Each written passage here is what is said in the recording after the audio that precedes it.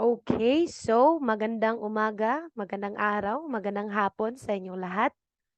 Okay, there are two more last topics that I will discuss. That would be the talumpati and the pabula. Okay, all right. So let's start with. Okay, make sure to. Okay, siguraduhin na ihanda ang inyong mga kwaderno. Ano pa? Mga notes para sa pagtala ng mga mahalagang impormasyon while having this discussion, okay?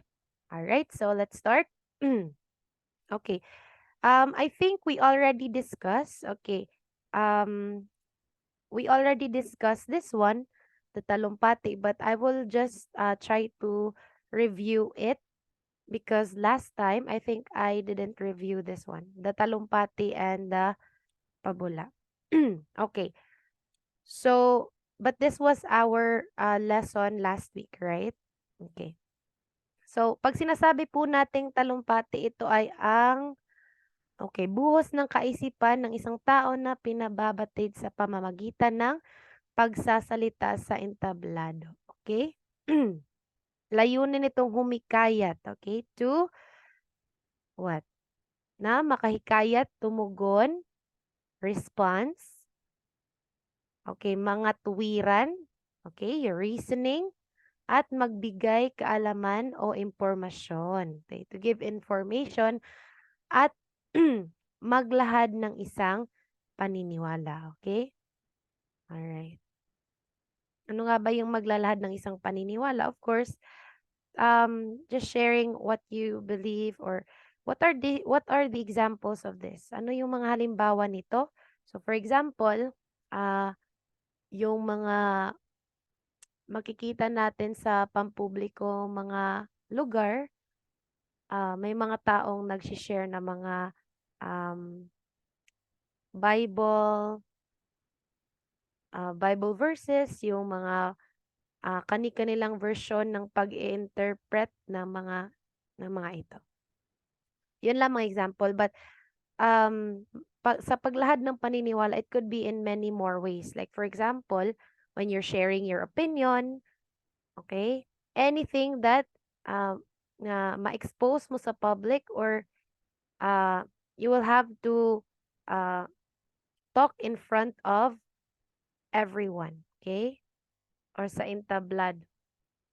Next is, pag sinasabi rin nating sa pagsusulat ng talumpati ay isa itong masining, okay? Creative way sa paglahad ng kaisipan, opinyon, at katotohanan. So, ibig sabihin yung talumpati, hindi necessarily supported ng supported yung evidence, okay? Kasi most of the time, yung talumpati talaga is opinionated. Okay? Yung paniniwala mo. Okay? But some also, of course, hindi naman paniniwala lang natin yung sinishare natin, di ba? Okay, para paniwalaan din tayo ng madla, we have to provide some evidence. But again, it's not necessarily because this is opinionated. Okay? All right. Let's proceed. Okay, for a while. Okay. Now, ngayon, mayroon tayong tatlong bahagi ng talumpati. Okay, alam ko natapos na natin 'to na natalakay, ngunit this will serve as your review for your upcoming exam. Okay? So, sa paggawa ng isang talumpati, binubuo ito ng simula, katawan, o gitna at wakas. Okay? Sa paggawa ng simula, okay, kinakailangan ito ay nakakatawag ng pansin. Ano yung nakakatawag ng pansin? Okay? Make sure na sa unang pagdinig or kanang pagkadungog sa mga madla, kinakailangan you will catch their attention. Okay? Sa first two sentences pa lang nimo, you have to catch their attention immediately. Okay? Kinakailangan nakakaakit at nakakaganyak. Bakit?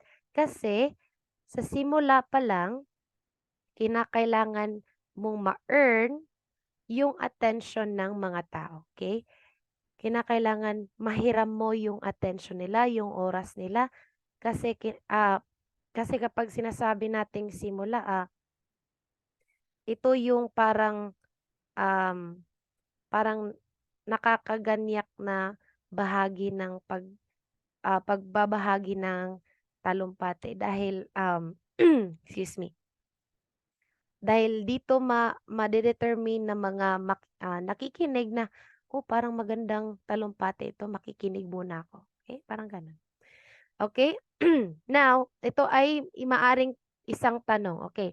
Ito yung sinabi ko before, okay. Most of the time, very common na mga talumpati is they start with a question, okay.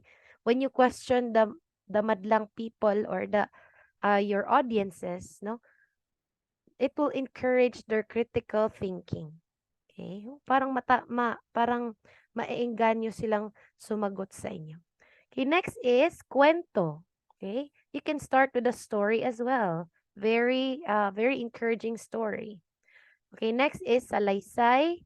Okay, sipi o halaw sa isang nailatalang akda. Okay, so this part is yung pagsipi ng, or you have to get like apart from a study or apart from a research that you want to prove your views on. Okay, like if you wanted to prove, like for example, like teenage pregnancy, you have to start with how to prevent teenage pregnancy. Let's say, for example, you have to start with let's say statistics that out of 10 there is like 8 out of 10 women got pregnant according to okay, you have to use this one.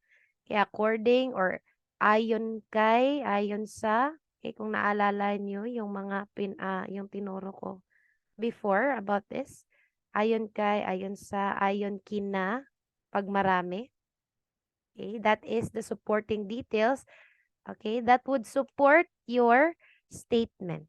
Okay, kaya kinakailangan magsipi rin ng ohala. Okay, but it doesn't have to be like that. It could be also yung mga tanong, yung kwento, yung salaysay, yung sipi at halaw. Okay, next we have the katawan. Okay, again, don't forget that if you're going to write or kung sumulat kayo ng simula, it should be in 5 sentences. That is the minimum standard. Okay? All right. Now, next is katawan o gitna. Pag sinasabi natin katawan, ito yung kinapapalooban ng pangunahin at pantulong na kaisipan. Okay? So, for example, kung may, dito ang, sorry. Pag sinasabi po nating katawan, dito ang pinakalaman ng talumpati mo. So, for example, yung paksain mo is about, uh, teenage pregnancy, you have to stipulate the details here. Okay? Again, this is also 5 sentences. Alright? Hopefully that would be clear. Next is yung wakas. Pag sinasabi nating wakas is nagbibigay impresyon sa mga mababasa o tagapakinig. Okay? Sa wakas is that is your conclusion that will serve as what? Okay, kinakailangan you have to leave impression, okay? Dapat pag matapos mo yung talumpati mo in your sa wakas, kinakailangan may maalala sila from the entire talumpati na ginawa mo or yung itinanghal mong talumpati. You have to leave impression towards the people. Okay? Alright. Marami ang natatakot na magsalita sa harap. Oh, this is the anxiety, right? Okay, sino ba dito ang may anxiety sa pagsasalita sa harap? Okay, believe it or not, I was a scaredy crow as well, no? Natatakot rin ako magsalita sa harap, pero look at me now, I became a teacher. Okay, that is my motivation to become a teacher. Okay, marami ang natatakot na magsalita sa harap ng tao, sa katunayan ng ilan ay mas pinipiling magsulat, okay? Alright, na lamang kaysa magsalita. Ngunit kung minsan ay kinakailangan mo ring magsalita, upang direktang maipabatid sa lahat ang iyong kaisipan. Okay? Tama, dahil minsan kapag sinusulat lang natin, mayroon magkakamis. May mga iba't ibang interpretasyon kasi yung mga mambabasa, no? So, kinakailangan i-practice talaga natin yung pagsasalita sa harap ng madla. Okay? Alright, let's proceed. Wait, let me just erase this one for a while. Okay, again, don't forget every part of this is 5 sentences. That is the minimum. Okay? Alright, let's proceed. Next is, okay, last part sa talumpati ito ay yung mga dapat isaalang-alang sa kapag ikaw ay nasa entablado. Okay, first is yung tindig, sorry. Tindig, pag sinasabi nating tindig, ito yung,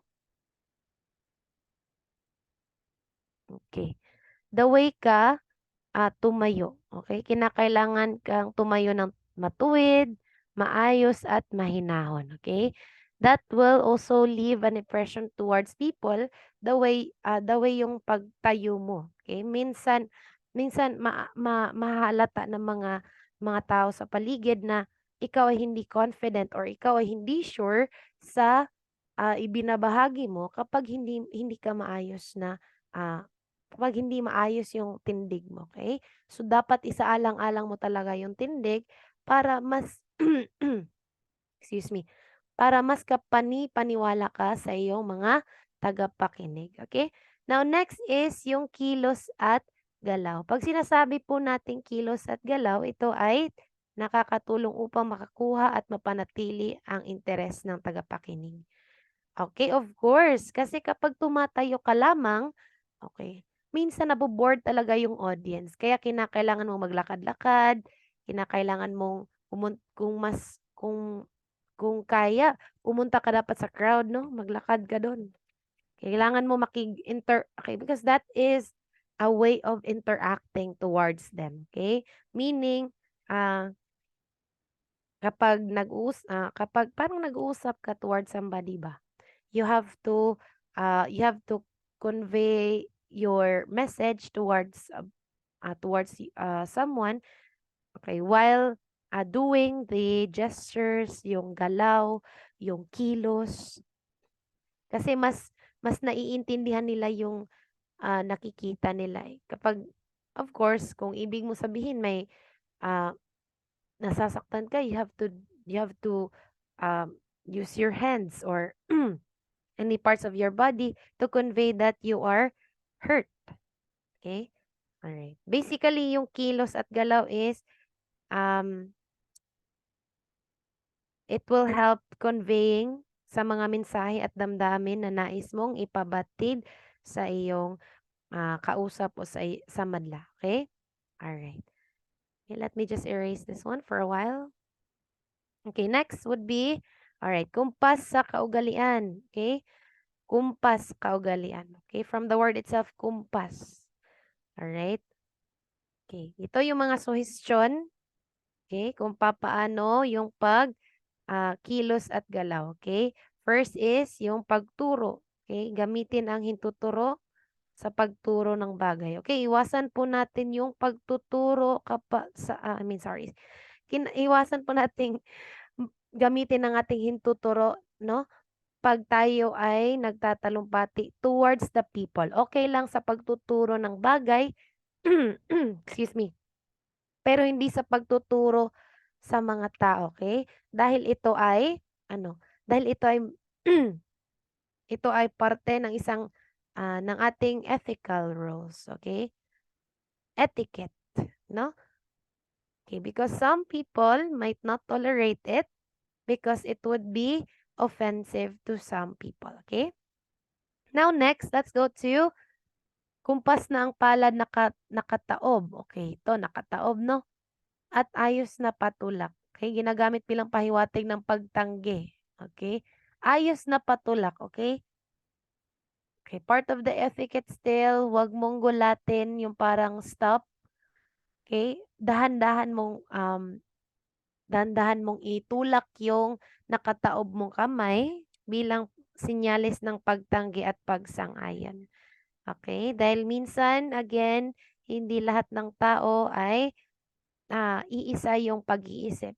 Minsan kasi nami-misinterpret kaya may miscommunication at nagagalit yung kabilang party. Okay? Excuse me.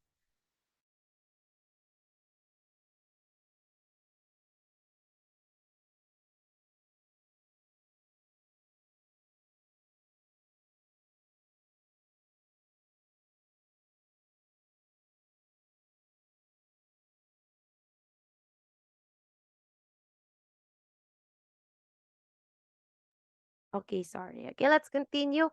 Kumpas na ang palad ay nakatihaya. Okay? Nakatihaya, nakahayang.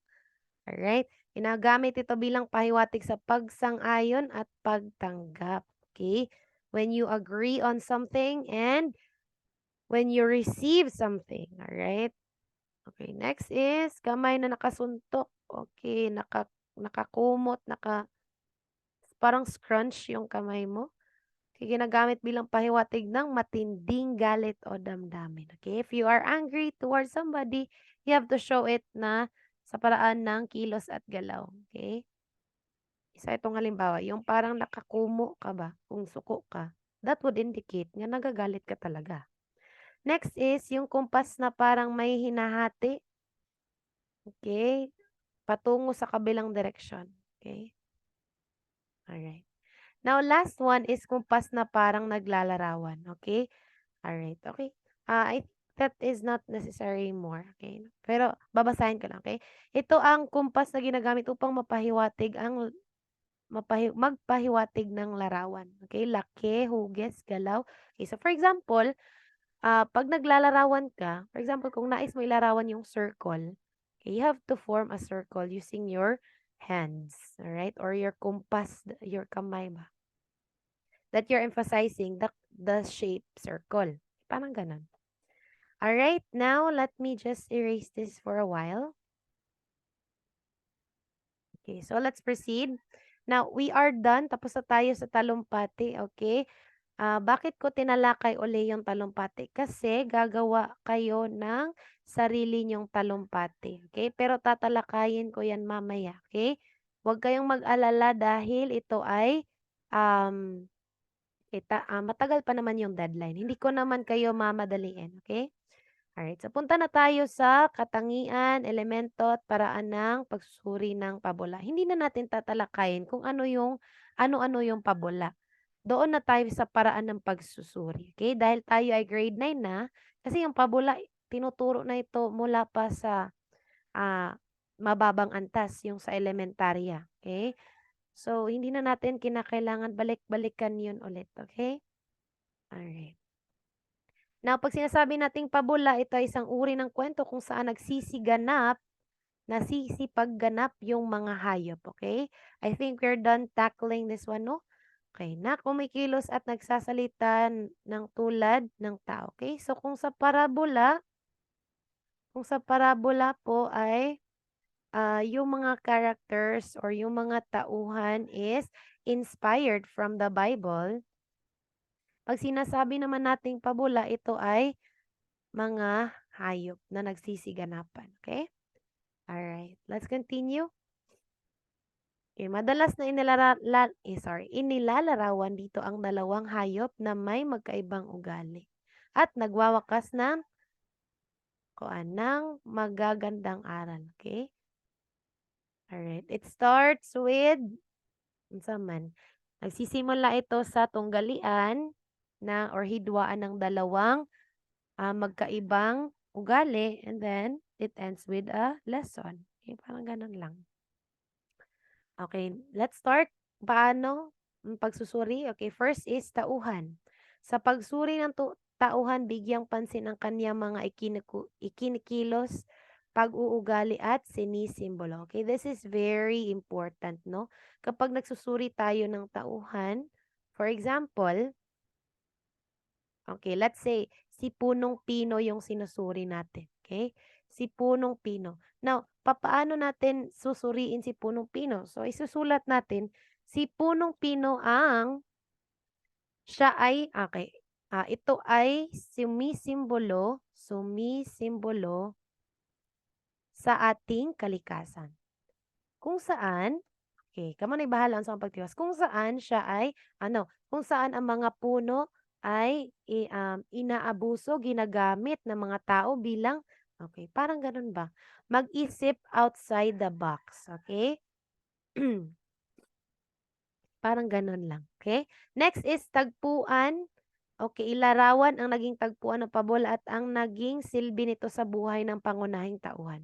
Alright, so ilarawan ang naging tagpuan. Okay, you have to unsa man? You have to ilarawan mo ang excuse me.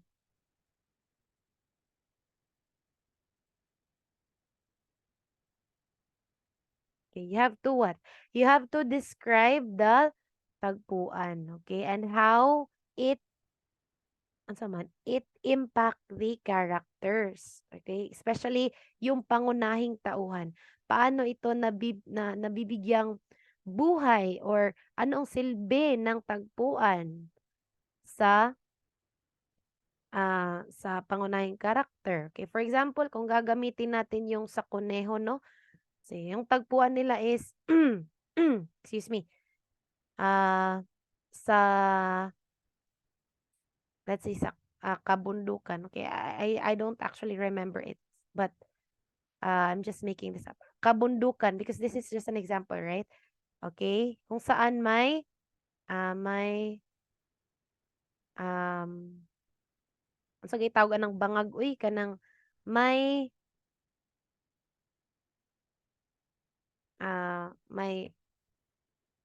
butas ba? Dili man 'to butas, kalimot man ko, wait lang ha. Kung saan may hukay ay Ginoo ko, kalimot ko. Hukay, okay? So 'pag sinasabi natin ganyan, okay, paano natin yan ilalarawan? Of course, kabundukan. Wait lang, parang may mali. I-erase ko na lang ha, wait lang. Okay, 'pag sinasabi natin, okay, ganito ang tagpuan sa hukay, okay. Okay, paano ito, anong silbi nito? Okay, nagsisilbi itong daan tungo sa ah, nagsisilbi itong daan ng pangunahing karakter na mailagay ang sarili sa kapahamakan. Okay?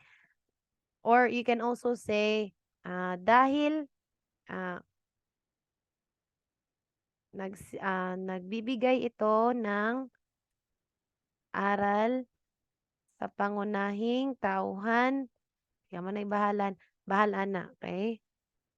Nagbibigay ito ng aral sa pangunahing tauhan dahil kung hindi niya tinulungan ang tigre, hindi sana magkakaroon ng problema. Okay, minsan kinakailangan mong piliin ang mga okay, taong tutulungan mo sa realidad. Kaya minsan kasi hindi sila may mga taong tutulungan mo at you can have their back as well. Pero minsan, um, may mga tao talagang hindi maasahan, okay? Pag magsusuri ka ba, you have to relate it in the real life setting. Okay? For example, kung realization mo, kung hindi sana tinulungan ng tigre yung tao, wala sana magiging problema. Ganoon rin sa tunay na buhay, kinakailangan mo piliin yung mga taong tutulungan mo dahil hindi lahat ay pabor sa'yo, okay? Minsan, kung sino pa yung tinutulungan mo, sila pa yung maninira sa'yo. Eh, parang ganun ba? You have to relate it in real life, okay? Alright. Hopefully, you understand that, no? Grabe kataas akong explanation. Okay, let's proceed with the next one. Excuse me. Alright, I think this would be the last one, okay? Yes, thank you. Alright, last 1, 2, 3, 4, 5. Okay. Now, banghay. Of course, banghay is yung pagkasunod-sunod ng story yung pabula. Okay? You just have to follow these questions. Paano nagsimula ang pabula? Ano-anong naging suliranin? What are the challenges facing yung mga pangunahing tauhan? paano nila ito nilutas, paano winakasan yung may akda yung pabula. Next is the pinaka-highlight ng pabula. Of course, yung mahalagang aral. Okay?